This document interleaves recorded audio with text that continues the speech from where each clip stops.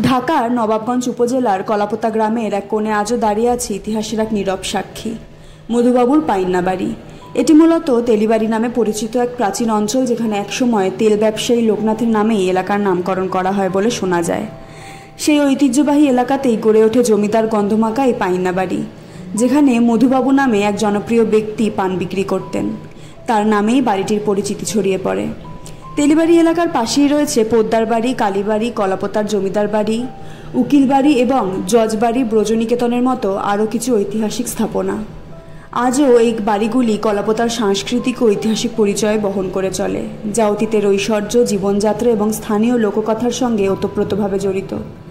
মধুবাবুর পাইন্না বাড়ি তাই শুধু একটি স্থাপনা নয়, এটি কলাপোতার লোকজ ইতিহাসের একটি জীবন্ত নিদর্শন।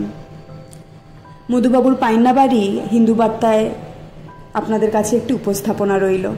কেমন লাগলো সেটা অবশ্যই আমাদেরকে কমেন্ট করে জানাতে ভুলবেন না। আপনারা দেখছিলেন ট্রাভো নিউজ, শুধু খুশির খবর, ভালো খবর, যা কিছু বাঙালির।